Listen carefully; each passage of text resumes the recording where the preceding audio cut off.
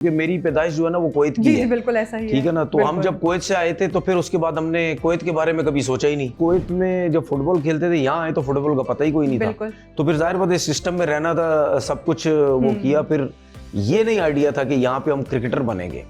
हाँ, जब यहाँ आए रहे, क्रिकेट खेलना शुरू की तो फिर कहीं ना कोई शौक शुरू हुआ। सोचे 3-3 बसें बदलने के साथ साथ ये सब भी चीजें होती थी। और पॉकेट मनी कितनी मिलती थी उस वक्त? कुछ भी नहीं, कोई 100 रुपया, 50 रुपया, 150 रुपया मिलता था और क्या मिलता था यार। अब जो बच्चे हैं ना उनको बड़ी फैसिलिटीज है, बहुत फैसिलिटीज, टैलेंट कोई नहीं है, मेहनत करते नहीं है, सब कुछ। हमारे टाइम पे कुछ भी नहीं था। रोड के ऊपर खेल रहे, कभी ग्राउंड चले गए, पता ही नहीं था। घर जाना है, खाना खाना है, माँ बाप इंतजार कर रहे हैं। रात को आते थे 8-8, 9-9 जो घर पे, तो उसमें अम्मी से डांट पड़ती थी। मोबाइल्स का कोई शौक नहीं था। बिल्कुल ठीक है, 22-23 साल की उम्र में था जब मैं फर्स्ट टाइम इंग्लैंड गया था, तो मैंने मोबाइल लिया था कि यार घर वालों से कैसे बात करनी है। अभी तो इधर हमारे बच्चे भी हैं 6-6 साल में, मोबाइल हाथ में सबके। मेरे वालिद साहब कहते थे ये हवा में बातें मत किया करो। अच्छा। जो आजकल के दौर में होती है हवा में बातें, वो कहते हैं ना वो बरमबाजियां चलाई हुई, मैं यूं कर दूंगा, मैं यूं, और देखी जाएगी।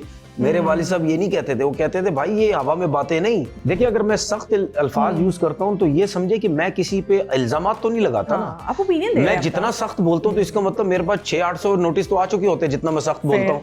ठीक है, लेकिन इस 12-13 साल के अंदर इसका मतलब मैंने किसी पे इल्जामात नहीं लगाए, वरना नोटिस कितने आ चुके होते मेरे पास। और ये सिलेक्टर जो हमारे जो खुद पर्ची पे आए हुए होते हैं सारे, ये क्या करते हैं, ये उन 30 लड़कों को अगर रख लिया प्रेशर में आके ना, मीडिया का हमारा प्रेशर कितना है, उन्नू खडाला है, उन्नू खडाला है, उन्नू खडाला है, उन्नू खडाला है, ये चलता रहता है। उस पे चलते रहते हैं आपके मीडिया के जर्नलिस्ट वगैरह जितने भी हैं, कोई अपनी पसंद चलाई हुई, कभी किसी ने पसंद चलाई हुई। मैंने अगर 50 टेस्ट मैच खेले होता ना, मैं जेब के अंदर रखता सबको।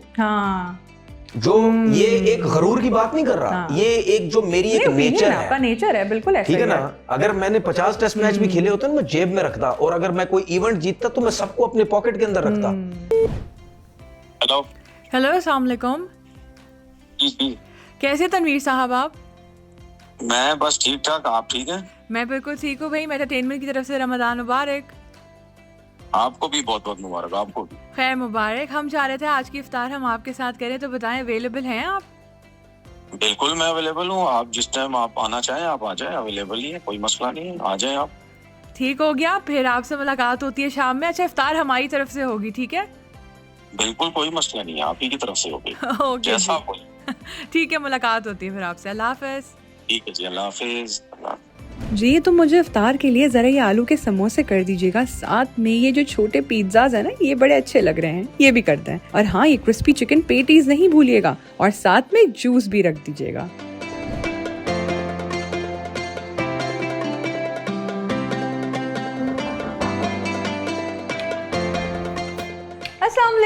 अस्सलाम वालेकुम। वालेकुम अस्सलाम। मैं ठीक, आप कैसे हैं? रमजान मुबारक। जबरदस्त जबरदस्त। आइए बैठिए। आए आए। आराम से आ गए थे ना आपको? रास्ता मिल गया था? कोई मसला नहीं है, बिल्कुल इजी। क्योंकि आजकल जो रोड्स की हालत है ना, और ऊपर से रमजान भी चल रहे हैं। जबरदस्त जबरदस्त। बैठिए बैठिए। कैसे हैं, कैसा चल रहा है रमजान आपका? जबरदस्त, फर्स्ट क्लास, जबरदस्त। क्या मसरूफियत होती है? हमारा रमजान तो बड़ा जबरदस्त होता है, और हम तो वेट करते हैं रमजान में।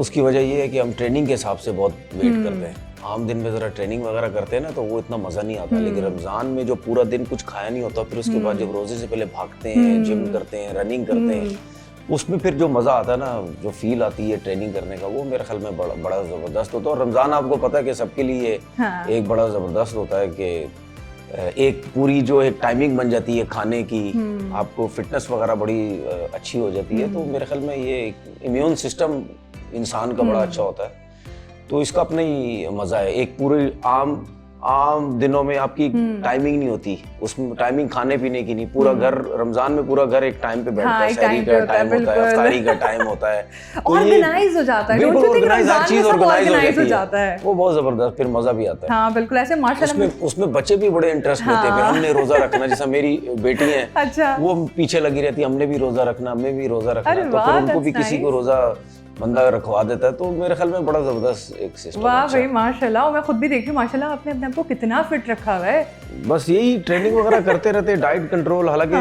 रमजान में लोग जो वो डाइट वगैरह कंट्रोल नहीं करते, पकौड़े खाते हैं, समोसे खाते हैं, सब कुछ। आप अभी भी अपनी डाइट कंट्रोल करते हैं प्रॉपर तरीके से? बिल्कुल प्रॉपर। कोई मतलब यानी ऐसी कोई ऑयल वाली चीजें नहीं, कोई कुछ भी नहीं। हालांकि रमजान में तो जिस तरह हम बात कर रहे कि बहुत ज्यादा वेट होता है कि चने के चाट बनते हैं, तो दही वल्ले बनते हैं, तो समोसे, तो पता नहीं ऑयल वाली चीजें तो दबा के बन रही होती हैं, और हर दिन कुछ ना कुछ नया ही घर वाले बना रहे होते हैं। पूरा टेबल भरा हुआ होता है, आपका डाइनिंग टेबल हो या दस्तरखान हो, ठीक ठाक किस्म की चीजें उसमें पड़ी हुई होती हैं। और फिर रात का खाना, हाँ रात का खाना, लेकिन मेरे उसमें ऐसा नहीं, बिल्कुल भी नहीं, कुछ भी नहीं, कोई ऐसा ज्यादा नहीं होता। सही, मतलब ना होने के बराबर चीजें होती हैं। तो आपका वैसे ईटिंग रूटीन क्या है? आप अपना पोर्शन कंट्रोल करते हैं फिट रहने के लिए, या फिर आप कम ही खाते हैं? नहीं, मैं कम ही खाता हूँ। अच्छा। और कोशिश ये करता हूँ कि ऑयल वाली जो चीजें होती है वो मैं नहीं खाता। तो क्रेविंग्स कैसे फिर आप पूरी करते हैं? नहीं, वो कर लेते हैं, वो कोई आदत हो गई है, 25-26 साल हो गए ये काम करते हुए, ये बात है। तो वो इजी नहीं होता। ऐसा नहीं है कि बिल्कुल कुछ नहीं, कभी कभार खाते हैं, लेकिन बहुत कम क्वांटिटी होती है। मतलब वो कहते हैं ना कि आपने चस्का पूरा कर लिया, शौक पूरा कर लिया, कि चले जी हमने थोड़ा सा मीठा खा लिया, ये इस तरह कर लिया। अब ये जितना भी रमजान चल रहे हैं, इसमें ये नहीं कह सकता मैंने पकोड़े नहीं खाए, लेकिन वो जो 8-8, 10-10 लोग खाते हैं 3-3, 4-4 समोसे, वैसा नहीं है। एक से दो पकोड़े थोड़े से ले लिए, एक आध समोसा ले लिया, वो भी कभी कभार। तो इस तरह ये डेली बेसिस का नहीं। फ्रूट वगैरह पे मैं ज्यादा ध्यान देता हूँ इन चीजों के लिए। हाँ। अच्छा, बचपन से ही इस तरह से थे कि भाई मुझे क्रिकेटर बनना है, इसी पे आना है, यही करना है एज अ करियर, इसको परस्यू करना है, या फिर बचपन में कुछ और सोचा था एंड सडनली वो सब चेंज हो गया? नहीं, बचपन में तो पता है हर किसी की ड्रीम होती है, मैं बचपन में डॉक्टर बनूंगा, लेकिन बड़े होके हम या तो कोई एक्टर बन रहा होता है या तो कुछ और करियर परस्यू। नहीं, बचपन में कभी भी ऐसा नहीं सोचा था कि हम क्रिकेट की तरफ आएंगे, क्योंकि मेरी पैदाइश जो है ना वो कुवैत की है। बिल्कुल ऐसा ही, ठीक है ना। तो हम जब कुवैत से आए थे, तो फिर उसके बाद हमने कुवैत के बारे में कभी सोचा ही नहीं, क्योंकि जाहिर बात है वहां से छोड़ के आ गए। अब जब पाकिस्तान आए तो यहीं रहना, तो भी यहीं सोचना है ना। ऐसा तो नहीं है ना कि हम यहाँ रह रहे हैं तो फिर कुवैत के बारे में सोचे, क्योंकि वहां पे हम फुटबॉल वगैरह खेलते थे कुवैत में। ठीक है ना। तो कुवैत में जब फुटबॉल खेलते थे, यहाँ आए तो फुटबॉल का पता ही कोई नहीं था। तो फिर जाहिर बात है सिस्टम में रहना था, सब कुछ वो किया। फिर ये नहीं आइडिया था कि यहाँ पे हम क्रिकेटर बनेंगे। हाँ, जब यहाँ आए, रहे, क्रिकेट खेलना शुरू की, तो फिर कहीं ना कोई शौक शुरू हुआ कि नहीं यार, अब कोशिश करते हैं कि इसमें क्रिकेटर भी बना जाए। लेकिन क्रिकेटर बनने के लिए भी, इस लेवल पे क्रिकेट खेलने के लिए भी आपके पेरेंट्स की बड़ी सपोर्ट होती है। क्योंकि हम तो फाइनेंशियली इतने स्ट्रांग तो थे नहीं, तो वो फिर पेरेंट्स ने बड़ी सपोर्ट की, तो उसमें लगे रहे। नाइंसाफियां ठीक ठाक होती रही, फिर भी खेलते रहे, कोशिश करते रहे कि खेलें। तो एक दिन आया, बस फिर अल्लाह ने जो मेहनत इतनी की हुई थी उसका मैं सिला दिया, और सिला ऐसा मिला कि जबरदस्त हो गया। माशाल्लाह। डेब्यू में ही 6 आउट कर दिया अगेंस्ट साउथ अफ्रीका, तो वो बड़ा जबरदस्त एक वो था। ज़बरदस्त। और स्ट्रगल क्या आई सबसे ज़्यादा, एक्सेप्ट फॉर कि हाँ ठीक है कि पेरेंट्स का सपोर्ट अगर नहीं होता तो शायद आप आज जिस पोजीशन पे हैं वो नहीं होते, या करियर के अंदर, तो उसके अलावा क्या स्ट्रगल? देखिए, लोगों को तो स्ट्रगल का पता ही कोई नहीं है ना। हाँ, कि क्योंकि हमारी कंट्री में जो लड़का नीचे से खेलता हुआ था, उस मेन स्ट्रगल तो वो होती है, वो किसी को आइडिया ही नहीं होता। हाँ, अब जिस तरह मैं अगर अपनी बात करता हूँ, मैं फाइनेंशियली इतना स्ट्रांग नहीं था। ठीक है, साइकिल तक नहीं थी हमारे पास। ठीक है, मोटरसाइकिल इतनी अरसे के बाद आई। अब जब मोटरसाइकिल भी नहीं थी, तो मुझे याद है कि हम ग्राउंड जाते थे, तकरीबन 3-3 बसें चेंज करके जाते थे। ठीक है, मतलब एक ग्राउंड में पहुंचने के लिए 3-3 बसें हम चेंज करते थे। मतलब एक बस अपने इलाके से ली, थोड़े से वक्फे पे जाके उतरे, वहां से दूसरी ली, फिर वो वहां तक जाएगी, वहां से तीसरी ली। अच्छा, उसके बाद मैच खेला। पैशन इतना था, कोई थकावट कोई पता ही नहीं चलता था। कितनी दफा ऐसा होता था कि किट बैग हाथ में होता था, बस वाला हमें चढ़ाता ही नहीं था, बस में बिठाता ही नहीं था। वो कहता था कि यार एक का टिकट है और तुम 2 किट बैग रखोगे, तुम 2-3 की टिकट मार जाओगे। क्योंकि आपने किट बैग तो सीट पे कभी इस रखना तरह होता, किया, बिल्कुल। कभी इस तरह होता था कि अब ये सोचे 3-3 बसें बदलने के साथ साथ ये सब भी चीजें होती थी। और पॉकेट मनी कितनी मिलती थी उस वक्त? कुछ भी नहीं, कोई 100 रुपया, 50 रुपया, 150 रुपया मिलता था, और क्या मिलता था? कोई इतने पैसे नहीं मिलते, सिर्फ हमें उसके किराए के पैसे मिलते थे बस के। मुझे याद है कि हम अम्मी से कहते थे कि इतना पैसे जाने में लगेंगे, इतना पैसे आने में लगेंगे। तो इस तरीके से हमने क्रिकेट खेली। उसके बाद कभी कभी ऐसा होता था कि किट बैग हमारा बस के अंदर पड़ा हुआ है, नीचे जो लोग थे उनको कहते थे यार दरवाजे के बाद किट बैग रखा हुआ है, यहाँ जरा रहने दो, या कभी आगे जाके बैठ जाते थे। ठीक है ना, या कभी छत पे बैठ जाते थे जाके। तो वापसी में भी थके हुए ये सब कुछ करना तो बड़ा मुश्किल काम था यार, बड़ी मेहनत की है ये। और ये अब जो बच्चे हैं ना, उनको बड़ी फैसिलिटीज है, बहुत फैसिलिटीज, टैलेंट कोई नहीं है, मेहनत करते नहीं है, सब कुछ। हमारे टाइम पे कुछ भी नहीं था। और ये मैं अपनी बात बता रहा हूँ, हमारे साथ, मेरे साथ और भी जितने बच्चे थे, लड़के थे, हम सब ऐसे ही थे सारे। कोई इतना वेल सेट नहीं था, कोई ऐसा नहीं था, सब ऐसे ही थे। और ग्राउंड्स की उस टाइम हालत होती थी मट्टी से भरे हुए, ठीक है ना, गद्दे ग्राउंड, पिच सही नहीं बनी हुई कुछ है, सीमेंट की क्रिकेट होती थी, मतलब बुरा हाल होता था। अब तो फैसिलिटीज ही फैसिलिटीज हैं। हाँ। लेकिन वो जो है Passion मेहनत नहीं है। फर्स्ट क्लास का पहला मैच खेला, जूता लेके खेला किसी से, भाई मेरे पास स्पाइक्स नहीं है, मुझे जो है वो जूता दो। पैशन ना। तो हम तो इस तरीके से खेले। हाँ। ना पैसे होते थे डोमेस्टिक क्रिकेट में, ना कुछ होता था, तो बहुत मेहनत की। अच्छा, सुबह 8 साढ़े 8 बजे घर से निकलते थे, रोड के ऊपर खेल रहे हैं, कभी ग्राउंड चले गए, पता ही नहीं था घर जाना है, खाना खाना है, माँ बाप इंतजार कर रहे हैं। रात को आते थे 8-8 9-9 जो घर पे, तो उसमें अम्मी से डांट पड़ती थी कि भाई ये बड़ी बात है, तुम लोग घर पे आ गए, घर वर पीछे देखते नहीं हो कुछ। तो कहने का मकसद ये है कि इतना शौक होता था, इतना सब कुछ होता था कि घर का भी पता नहीं होता था। तो इसी तरीके से तो आप प्लेयर बनते हैं ना फिर। ऐसा ही है। लेकिन अब जो है ना, मैं बड़ा हैरानगी होती है, बड़ा अफसोस होता है, इतना कुछ होने के बावजूद भी लड़कों का शौक नहीं है। मोबाइल्स का कोई शौक नहीं था। बिल्कुल ठीक है, 22-23 साल की उम्र में था जब मैं फर्स्ट टाइम इंग्लैंड गया था, तो मैंने मोबाइल लिया था कि यार घर वालों से कैसे बात करनी है। अभी तो इधर हमारे बच्चे भी हैं 6-6 साल में, मोबाइल हाथ में सबके, फिर भी बात करने के तो लिए फिर टाइम भी नहीं है। बात करने के लिए टाइम नहीं है। तो ये सबके साथ यही चल रहा है। मुझे ऐसा लगता है कि आज के ज़माने में ना कंप्लेन ज़्यादा हो गई हैं, क्योंकि प्रिविलेज इतने हो गए हैं। बिल्कुल। आसानी से आसाइशें मिल रही हैं, आसानी से हर चीज़ पूरी हो रही है। देखा जाए तो माशाल्लाह आप भी तो पेरेंट ही है ना, आप भी तो एक बाप हैं। और अब अगर कोई ख्वाहिश होती है तो आपका फ़ौरन से दिल चाहता है ना कि नहीं यार, बच्चे ने किया है ख्वाहिश, मैं फ़ौरन पूरी करूँ। उस ज़माने में हमें पता होता था कि हमारे पेरेंट्स ना फ़ौरन से नहीं कर सकते, तो ईदर वे और दी अदर हमें ही उसकी मेहनत करनी पड़ती है।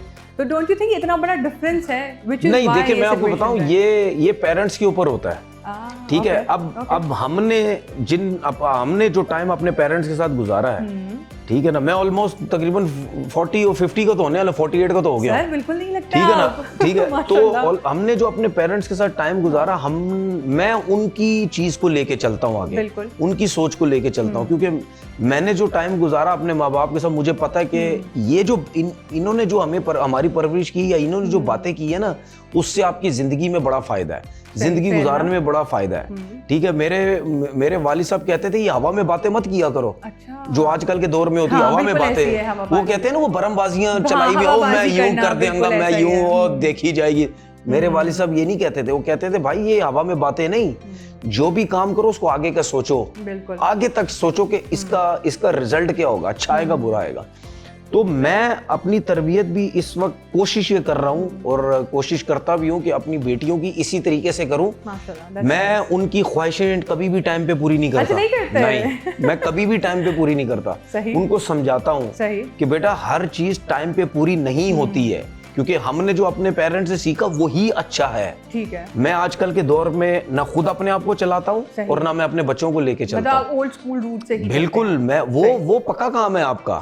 ये आजकल तो सिर्फ काम चला हुआ है सिर्फ। ठीक है ना, ये सिर्फ शोशे हैं सिर्फ, ये पक्के काम नहीं है। आप तरबियत देना ये वो, मैं उन चीजों पे नहीं हूँ। अब मेरी बेटियां मोबाइल यूज भी करती हैं सब कुछ लोग कहते हैं कि यार नहीं मोबाइल यूज नहीं करो, देते। आजकल का हर बच्चा मोबाइल यूज करता है, उसकी मैं समझता हूँ रिक्वायरमेंट भी आजकल स्कूलों में इधर उधर जाना।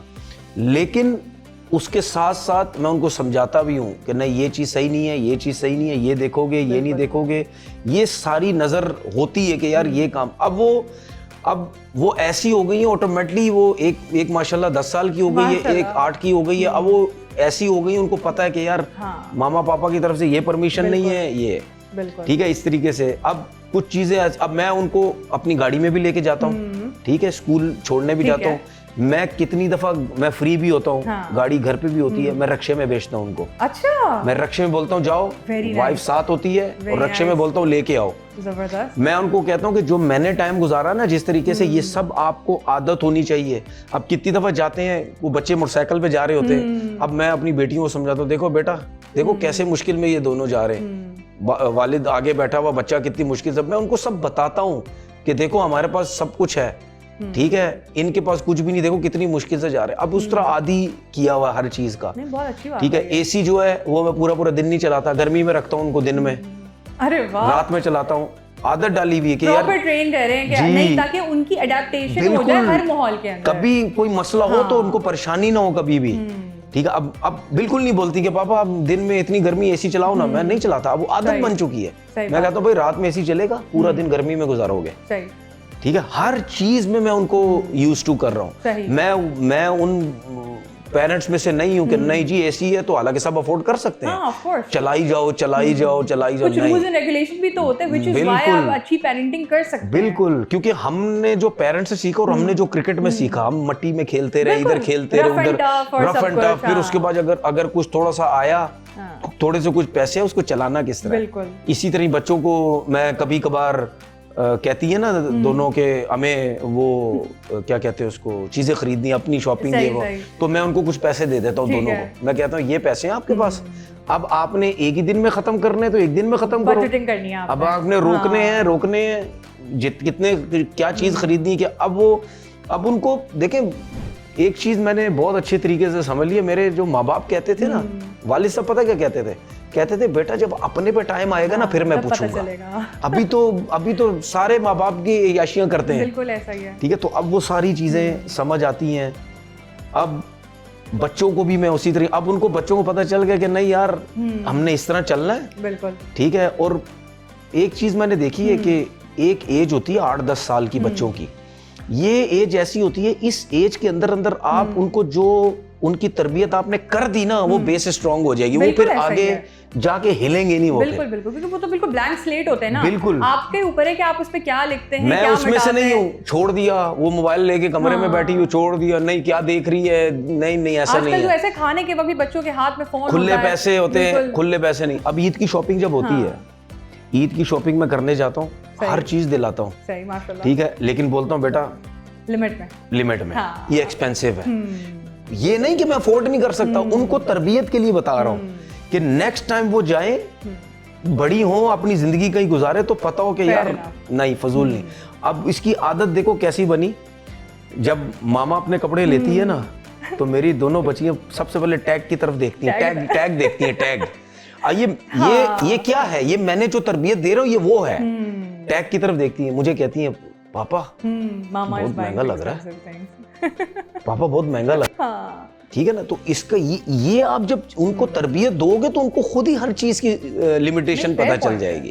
तो ये मेरी अपनी एक सोच है कि यार इस तरीके से लेके चलें तो मेरे ख्याल में ज्यादा अच्छा है, और हर चीज में इसी तरह है। और नहीं, बहुत अच्छी सोच है, क्योंकि आज के ज़माने में अगर इस तरह की पेरेंटिंग स्किल्स को अपनाया जाए या करा जाए घर के अंदर, तो आई एम श्योर कि बहुत सारी सिचुएशंस ठीक हो सकती हैं। और दूसरी चीज़ है कि ये भी पेरेंट्स को सोचना चाहिए, जो बच्चों की ख्वाहिश है ना, अगर आप अफोर्ड कर सकते हो वो जरूर जाने दें। आपने देखा किसी को स्पोर्ट्स का बहुत शौक है, बिल्कुल, ठीक है ना। अब मेरी जो बड़ी बेटी है उसको प्रिंटिंग का बहुत शौक है, अच्छा, ठीक है। अब मैं कोशिश करता हूँ उसकी जो पेंटिंग्स वगैरह, पेंटिंग जो वो चीजें उसको ला के दूं हर वक्त, उसमें मैं पीछे नहीं हटता। मैं कहता हूँ भाई अगर इसका शौक है ना ये जाने दो, एक्सीलेंट, ठीक है ना। मैं अपनी चीजें रोक लूंगा थोड़ी सी, लेकिन इसका शौक मैं ये जाने दूं, क्योंकि अगर आप उसका वो शौक कर रहे, और देखिए माँ बाप को एक चीज नजर भी आती है कि यार हमारा बच्चा जो है बड़ा एक्स्ट्राऑर्डिनरी प्रिंटिंग कर रहा है, पेंटिंग वगैरह करता है, बड़ी जबरदस्त करता है, तो इसमें कोई टैलेंट है, तो वो जाने दो,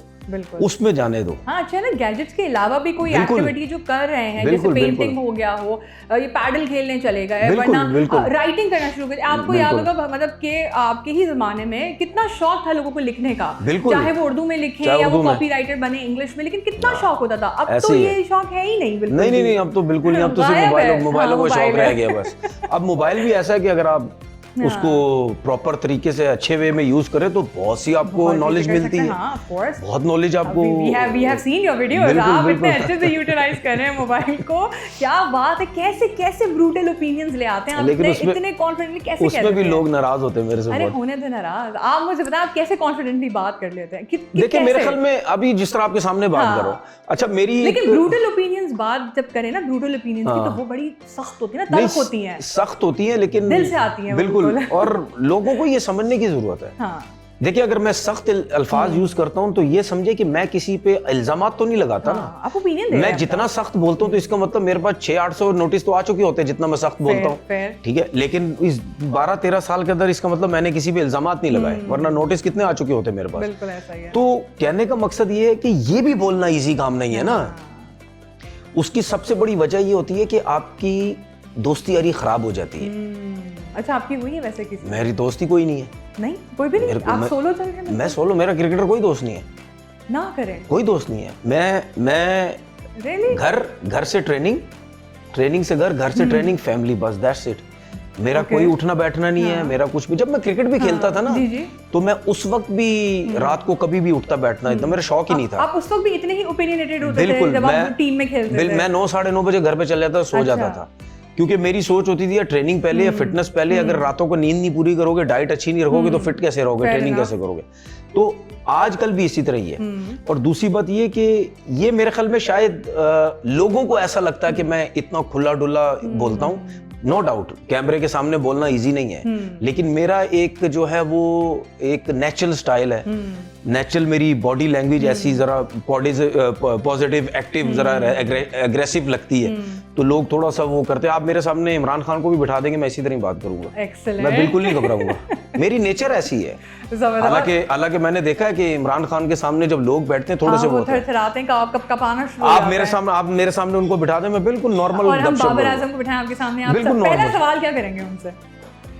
बाबर आजम से सबसे पहला सवाल तो नहीं करूंगा, उसको एडवाइस दूंगा कि यार लोगों की बातों में मत आओ। सही। जो आपका गेम है, जिससे आपने इतनी रेपुटेशन, इतना नाम बनाया है, बस उसी पे रहो। किसी की बात सुनने की जरूरत नहीं, क्योंकि आपने इतनी रेपुटेशन, इतने रन्स, इतनी परफॉर्मेंस जो की है, अपने एक गेम से दिए, जो आपका गेम था। किसी की सुनने की जरूरत नहीं है। किसी ने खिलाना होगा खिलाएंगे, नहीं खिलाना होगा नहीं खिलाएंगे, लेकिन आप अपने गेम की तरफ जाओ। और अभी न्यूज भी ये आ रही है ना कि बाबर आजम ब्रेक ले रहे हैं थोड़ा सा। देखिए बिल्कुल ब्रेक ठीक है, आप एक थोड़ी सी आउट ऑफ फॉर्म भी आप लेते हैं, लेकिन जब वो T20 भी खेलते थे तो मैं उस टाइम भी यही मैसेज देता था कि भाई आप अपना गेम खेलो। खिलाना होगा इन्होंने खिलाएंगे, नहीं खिलाना होगा नहीं खिलाएंगे, क्योंकि आप जो है वो पोलार्ड नहीं बन सकते, पोलार्ड आप जैसा नहीं बन सकता, आप क्रिस गेल नहीं बन सकते, क्रिस गेल आप जैसा नहीं बन सकता। तो हमारी जो सोच है बाबर आजम को लेके वो बहुत गलत है, लोगों की सोच कि जी उसको T20 का स्पेशलिस्ट बना दे। भाई वो नहीं बन सकता T20 का स्पेशलिस्ट। आपने उसको यूज गलत किया, आपने खिलाया उसको गलत, आपने उसकी डिसरिस्पेक्ट की। अब जाके वो सोचता है कि यार पता नहीं मैं T20 क्रिकेट खेलूं या ना खेलूं। आपने उसका इतना बुरा हाल किया, और आपने उसके साथ साथ और लोगों को भी आजमा के देख लिया। कितनी परफॉर्मर्स हैं, कितने बड़े प्लेयर आपको नजर आते हैं। आपके पास 2 अच्छे प्लेयर थे, बाबर आजम, रिजवान। आपने उनको उनकी जगह और प्लेयर्स को लाने के बजाय आपने उनको डैमेज किया, उनकी क्रिकेट को खराब किया। और सोशल मीडिया आपको पता है दुकान के पीछे लग जाता है, तो बस हमारी लग जाता है व्यूज लेने ना, बाबर आजम से व्यूज लेने। बिल्कुल। तो ठीक है, जो उसका फैसला, अगर वो समझता है कि वो नॉर्मल आना, अपना नॉर्मल क्रिकेट खेलो यार। बिल्कुल ऐसे। पर हमारी आवाम इस नॉर्मल क्रिकेट से भी तो खुश नहीं है ना, वो तो इतना डिसहार्ट हुई है कि पता नहीं कब जीतेगी हमारी टीम। देखिए डिसहार्ट आवाम को आइडिया नहीं है ना इन चीजों का भी, क्योंकि कंसिस्टेंट चीजें नहीं है ना हमारी, कंटिन्यू नहीं है। आपका कभी चेयरमैन चेंज हो जाता है, कभी कप्तान चेंज हो जाता है, कभी कौन चेंज हो जाता है। तो यानी क्रिकेट में भी इनकंसिस्टेंसी अगर होगी तो स्टेबलाइजिंग नहीं आएगी। आपका सिस्टम, जब सिस्टम की बात करते हैं, वो क्या सिस्टम है? वो यही है ना कि कंटिन्यू चीजें हो, चेयरमैन भी एक हो, सिस्टम भी एक हो। चलो चेयरमैन चेंज भी हो जाता है, सिस्टम आपका चेंज नहीं होना चाहिए। इधर हर साल चीजें चेंज हो जाती हैं, आपका कप्तान चेंज हो, आपके सिलेक्टर, सिफारशी लोग आ जाते हैं, सब कुछ आता है। तो वो मेरे ख्याल में ऐसे टीमें थोड़ी चलती हैं। दूसरी टीमें अगर वर्ल्ड कप जीतती हैं तो आप देखें तो सही 3-3 4-4 साल से वही प्लेयर खेल रहे हैं। अगर एक दो चेंजिंग हो जाए तो वो अलग बात है, लेकिन खेल तो ज्यादा टीम मेजोरिटी तो वही प्लेयर होते हैं जो 2-2 4-4 साल से खेल रहे होते हैं, तो तभी टीमें जीतती हैं। हाँ बिल्कुल ऐसा ही है। जाहिर सी बात है ना, अगर आप मेहनत कर रहे हैं और वो मेहनत वही वाली बात कि अगर वो मेहनत सिर्फ बातों में ही है और वो फील्ड पे नहीं दिख रही है तो कोई फायदा नहीं है। हमारे सिर्फ बातें करते हैं बस।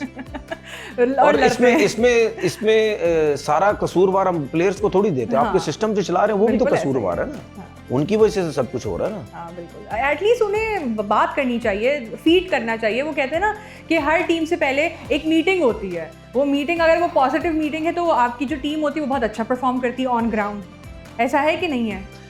देखिए वो जरूर होती है, लेकिन फिर भी अब सिलेक्शन कमेटी जो हमारी है, एक तो ये भी सारी मेरिट पे नहीं आती, हर दफा बदल जाती है। उसके बाद जमाने में मेरिट सिस्टम था या नहीं, ऑफ मेरिट ही पर्ची सिस्टम चलता था? देखिए हमारे जमाने में मेरिट सिस्टम ना भी हो या था भी, ठीक है, लेकिन उसमें आप ये तो देखें ना, अगर आप किसी को लेके आते थे तो वो भी बहुत जबरदस्त होता था। और किसी के साथ नाइंसाफी होती थी, वो खुद भी एक टाइम पे सोचता था कि यार ये भी कौन सा हल्का है, ये भी तो बहुत अच्छा है, अगर मैं नहीं हूं तो ये भी तो। हमारे टाइम पे ये बड़ी चीजें जैसे नेपोटिज्म का होता है, ठीक है।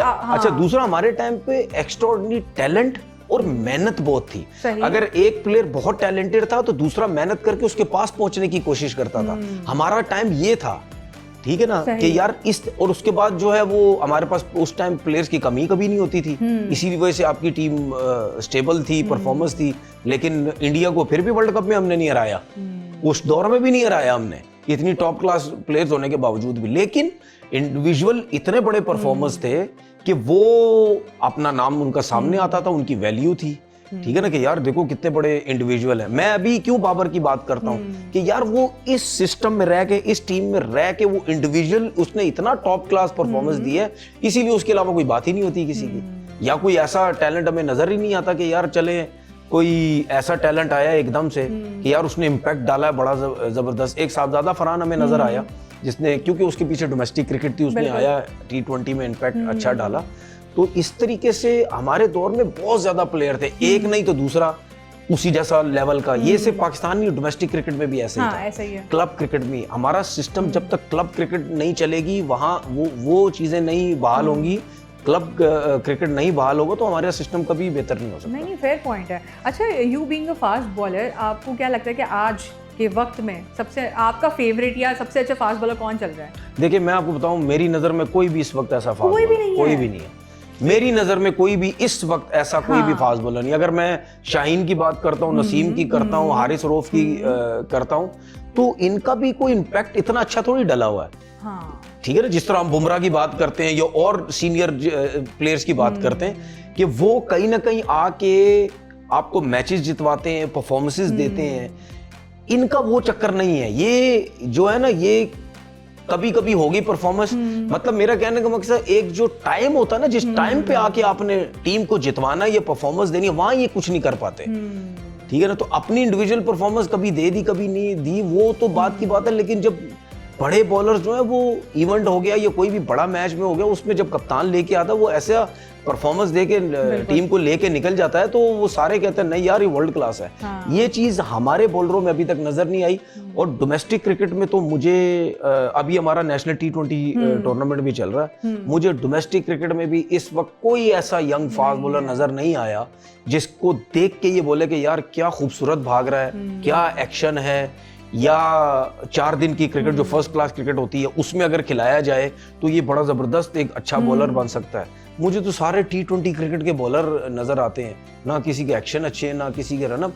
तो जब आप ये चीजें देखोगे ना, इस नजर से देखोगे, तो आपको खुद अंदाजा हो जाएगा कि यार हमारे सिस्टम के अंदर, हमारे क्रिकेट के अंदर टैलेंट है या नहीं है। डोंट यू थिंक कि पाकिस्तानी टीम जो है वो एक जगह स्टक हो गई है? जैसे होता है ना, हर टीम्स आप देख रहे हैं, साउथ अफ्रीका हो गई, इंग्लैंड हो गया, इंडिया हो गई स्पेसिफिकली, हर टीम इवॉल्व कर रही है साल के साथ, वक्त के साथ, महीने के साथ, दिन के साथ, हफ्तों के साथ। हमारी टीम एक जगह स्टक हो गई है, प्लेयर्स को लेके स्टक हो गई है, उनकी एक्टिविटीज़ को लेके स्टक हो गई है, उनकी परफॉर्मेंस को लेके स्टक हो गई है। हमें पता है कि हमारा इंडिया से मैच होगा तो हमने हारना ही हारना है, मतलब हम एक्सपेक्टेशन लगा ही नहीं सकते, सट्टा तो दूर की बात है, हम तो एक्सपेक्टेशन भी नहीं लगा सकते। You get it? तो ऐसा क्यों है? वो क्या चीज़ क्या लैक कर रही है हमारी टीम? देखिए वही बात है ना, अब एक साल के अंदर 25-25 लड़का खिला देते हैं आप, ठीक है। स्टक इस वजह से हमारी टीम हो जाती है क्योंकि हम जब किसी एक प्लेयर को लेके आते हैं, वो ना डिजर्व करता है, और अगर करता भी है तो उसको देर तक नहीं खिलाते, उसकी 4 मैचेस की परफॉर्मेंस देख के उसको निकाल देते हैं। हम उस पर थोप देते हैं कि नहीं जी ये सिर्फ डोमेस्टिक का ही प्लेयर है, ये तो कोई टैलेंट ही कोई नहीं है। या कोई ऐसा प्लेयर लेके आते हैं जिसने सिर्फ एक आध सीजन में रन किया, तो आप उसको पाकिस्तान खिला देते हैं।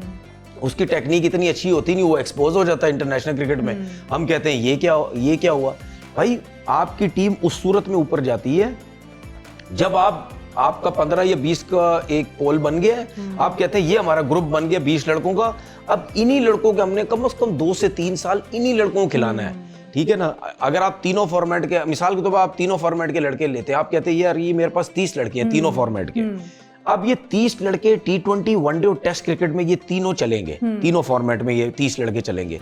अब आपने कम से कम 2 साल तो फिर भी कम है, कम से कम 3 साल के लिए आपने इनको रखना है, जिसमें से कप्तान भी आपका रहेगा, जिसमें से आपका कोच भी रहेगा, कोई नहीं चेंज होगा।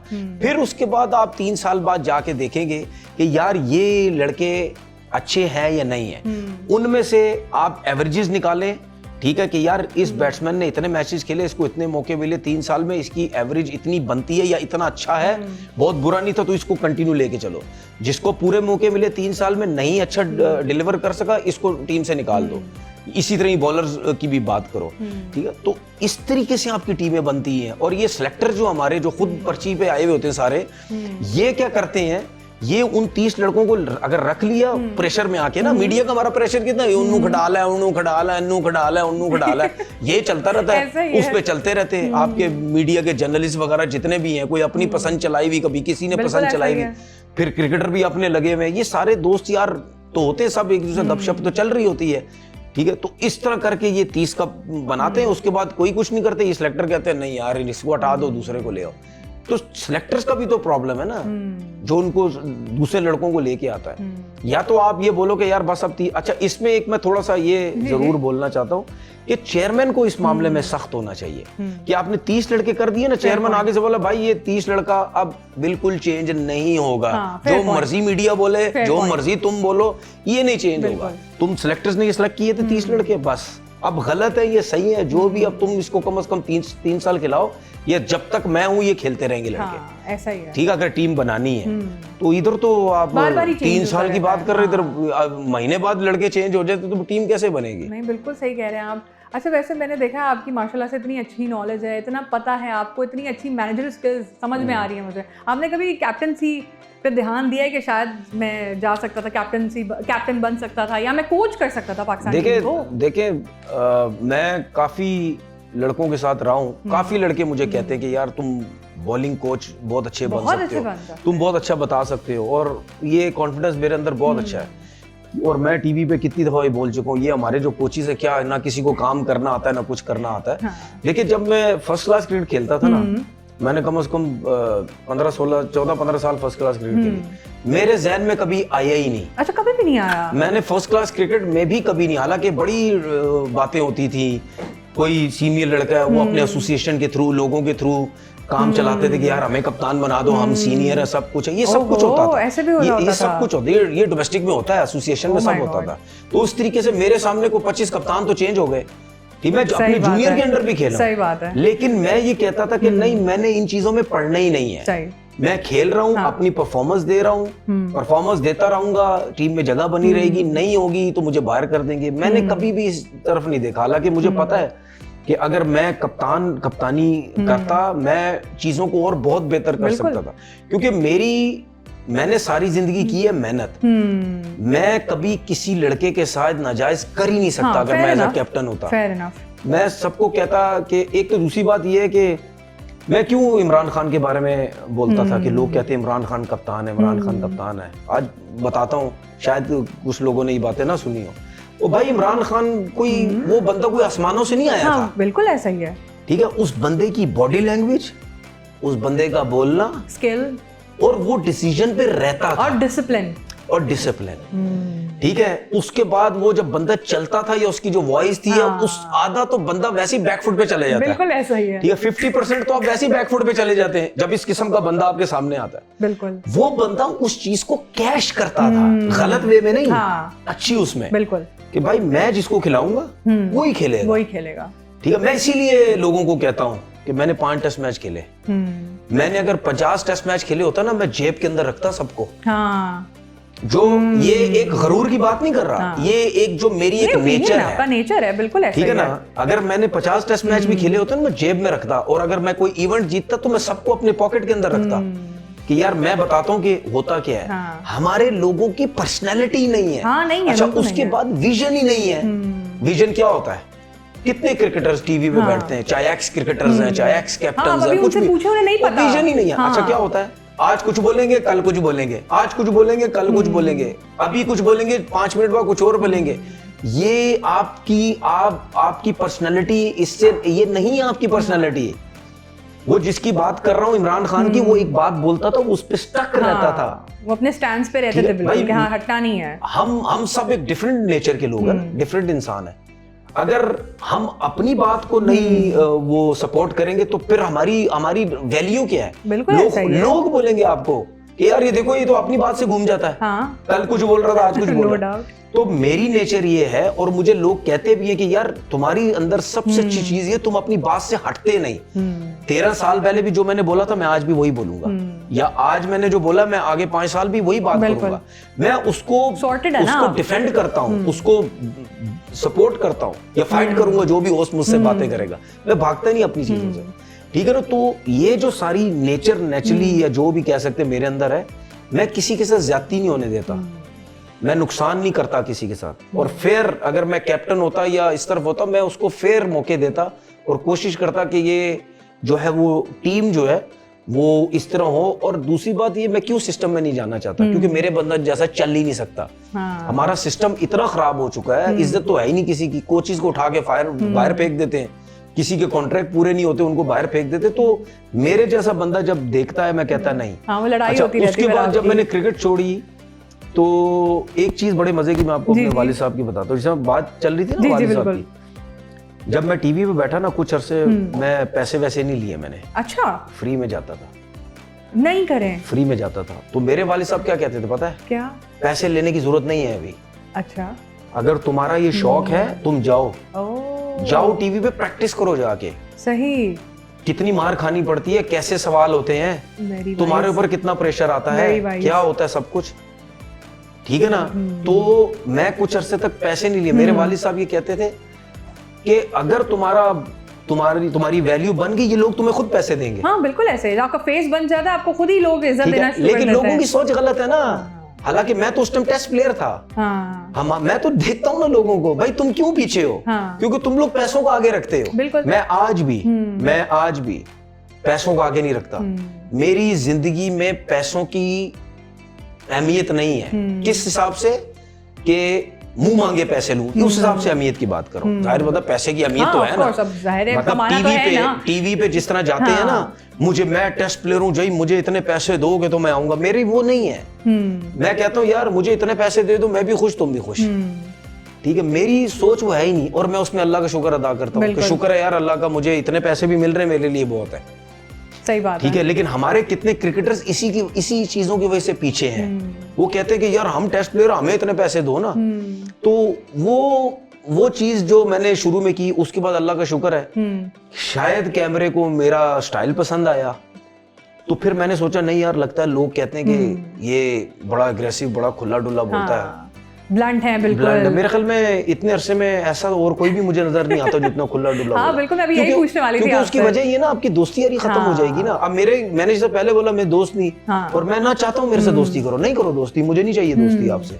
क्योंकि मैं अगर किसी के साथ दोस्ती दोस्ती का मतलब ये नहीं कि आते जाते सामने सलाम नहीं करता, वो नहीं। वो एक होती है ना, बैठक लगती है, पूरे दोस्त यार फोन शून चलता है, ये वो ऐसा कुछ भी नहीं है। आते जाते हैं, ठीक है, बिल्कुल सलाम दो आती है, जब मौका मिलता है बैठ जाते हैं। लेकिन मेरा उसका कहने का मकसद ये नहीं कि तुम मेरे साथ उठो बैठो खाओ पियो भी और मैं तुम्हारी गलत साइड लूं, मेरी ये नेचर नहीं है। और लोग ये करते हैं। हाँ, लोग कहते हैं साथ उठते बैठते खाते हैं, गलत चीज को भी सपोर्ट करो। मैं नहीं करता। उस पे कितने लोग नाराज हुए होते हैं, नाराज होते हैं। उस टाइम कहाँ था जब मैं तुम्हारी साइड लेता था तो तुम बड़े, मैं उस टाइम बड़ा अच्छा था, ठीक है ना। अब मैंने जरा तुम्हारे खिलाफ बात की तो मैं बुरा हो गया। ऐसा ही है। तो वो उसका तनकीद तो नहीं पसंद ना लोगों को, इसलिए तो मैं भी आपसे पूछने वाली थी कि कौन सा ऐसा क्रिकेटर है जो आपको लगता है जिसमें आप जैसा दीवानापन, आप जैसा पैशन है। अभी फिलहाल तो टीवी में मुझे कोई नजर नहीं आता। मैंने अभी पूछा ही नहीं, मैंने कहा कौन सा ऐसा क्रिकेटर है, वो पास्ट में भी हो सकता है, वो प्रेजेंट भी हो सकता है। नहीं, मेरे ख्याल में मुझे नहीं लगता कोई भी नहीं। मुझे लगा था आप इमरान खान का नाम लेंगे, या शायद वसीम अकरम। नहीं, इमरान खान का हर कोई, वो तो उनके बगैर तो है ही नहीं है ना। तो चलिए अगर हम इमरान खान को हटा दे तो उसके अलावा ऐसा कौन सा पैशनेट क्रिकेटर है जो आपको लगता है कि हाँ इसमें थोड़ा बहुत मेरा जैसा दीवानापन है? टफ सवाल दे दिया मैंने। नहीं, टफ है लेकिन मुझे लगता नहीं है, मुझे समझ नहीं आती। क्योंकि इस वजह से समझ नहीं आती क्योंकि मुझे ऐसा लगता है कि मैं बहुत खुला डुल्ला हूँ। दूसरे जो वो सेफ करके चलते हैं, लिहाज कर लेते हैं थोड़ा, सेफ इस तरह करके चलते हैं कि नाम भी नहीं लेते। मैं तो नाम भी ले लेता हूँ सीधे सीधे, वो नाम भी नहीं लेते। सही बात भाई, अगर आप नाम नहीं ले रहे तो फिर आप सच नहीं बोल रहे, ठीक है ना। नाम लिए बगैर बातें करते तो इसका मतलब फायदा कोई नहीं। आप दोनों पैर हैं आपके, दोनों तरफ है ना। हाँ। इस तरफ भी और इस तरफ भी काम चला लो, चलो बुरा भी किसी को नहीं लगेगा और सलाम दुआ भी रहेगी।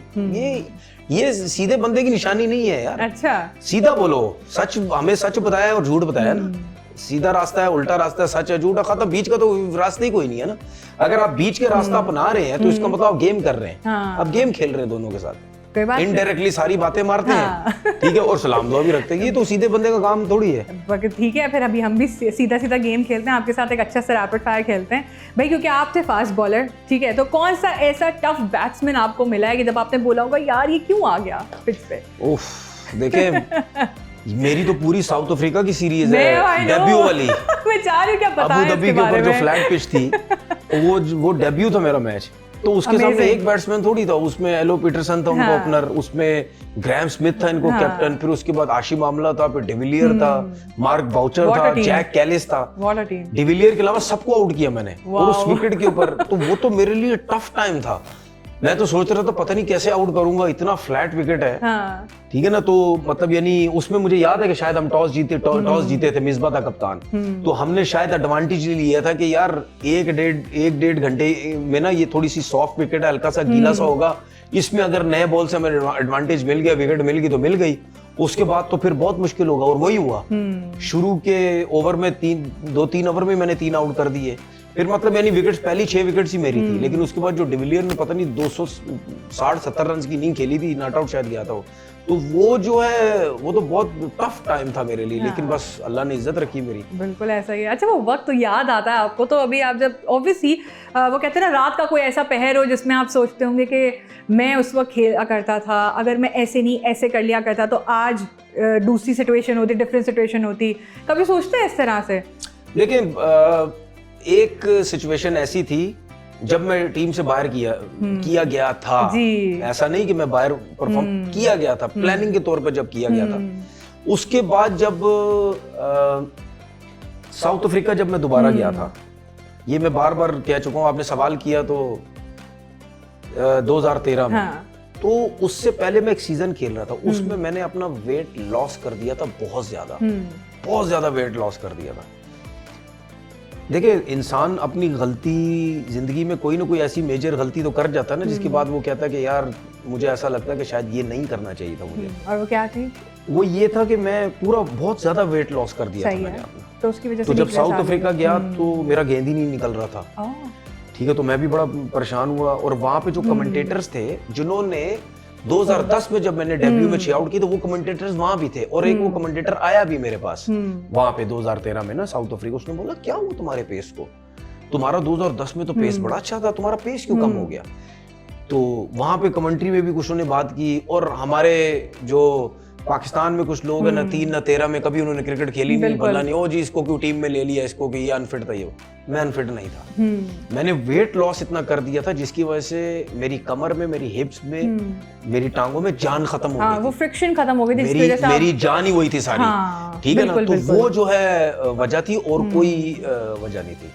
सही है, जबरदस्त। लेकिन इससे पहले एक किस्सा सुनाता हूँ आपको। जब मैं 2011 में जब बाहर हुआ था ना पाकिस्तान टीम से, ज्यादती करके जो उन्होंने गलत किए बाहर, तो लाहौर में हमारा मैच हो रहा था, तो मकसूद नाम का एक है, वो मकसूद नाम है उनका, वो पाकिस्तान के ना पासपोर्ट वगैरह लेते हैं प्लेयरों से ना, जब भी किसी का नाम आता था या टिकट्स वगैरह का सारा अरेंज वो करते थे, वो अभी भी है शायद।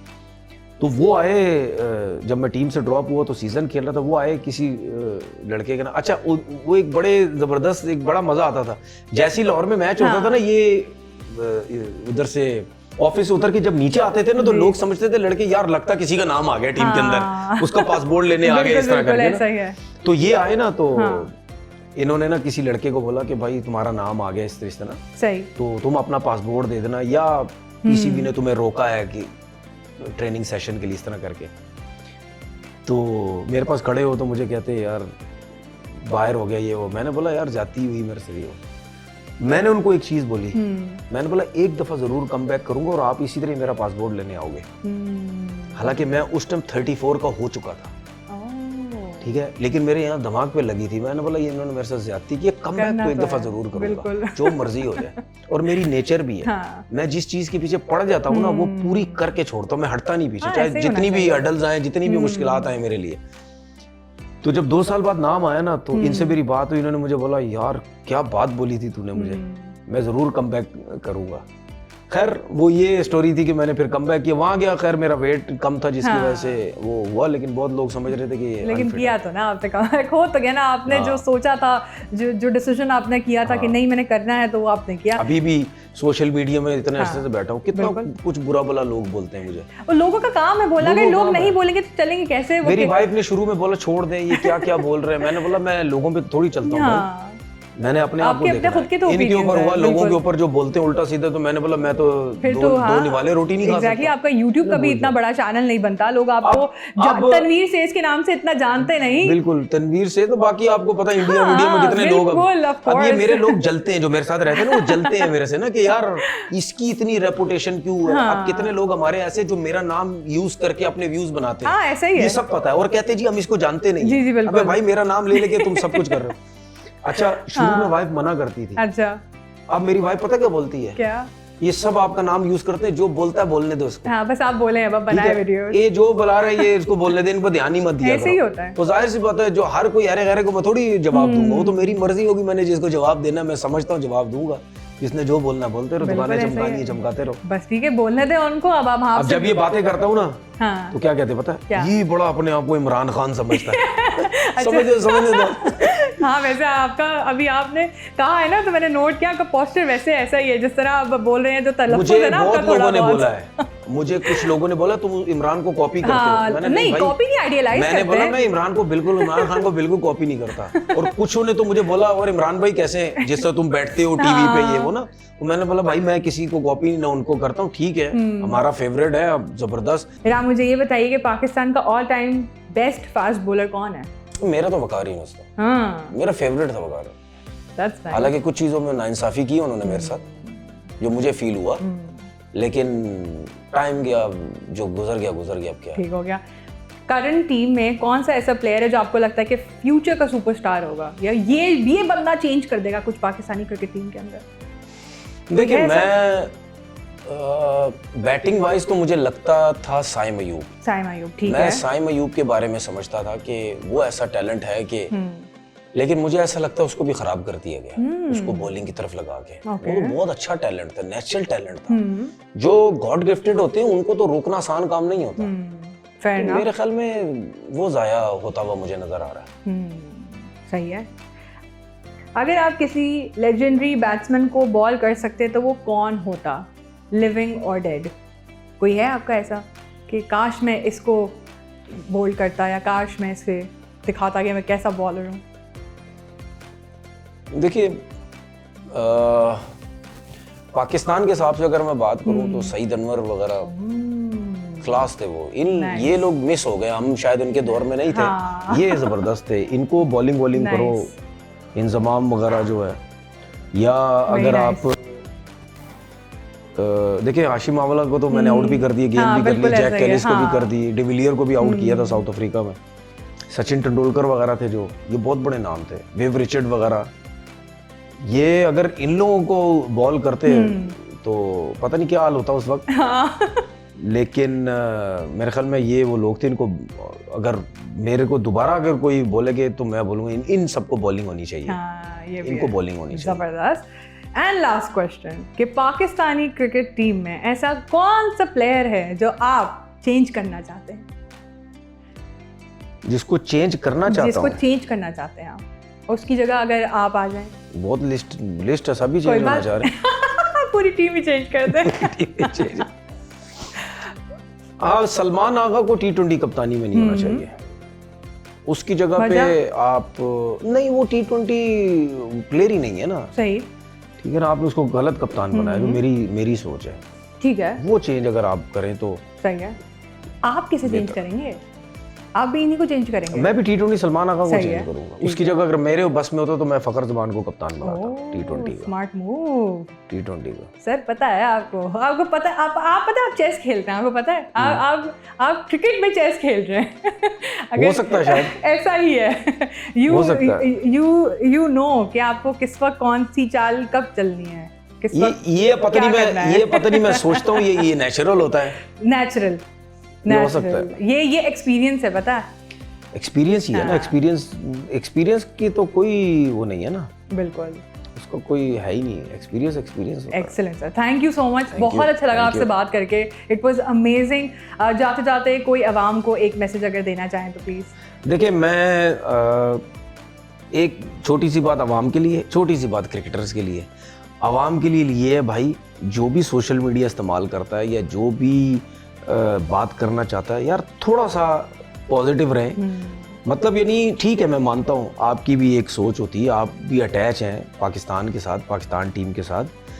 जब कुछ चीज़ गलत होती है हम समझते हैं ठीक आप उसके अगेंस्ट जाएं, लेकिन जो चीज़ें बेहतर होने वाली हैं उसके बारे में भी तो बात करें ना, वो भी ज़रा समझाएं कैसे बेहतर होनी चाहिए, क्या होना चाहिए।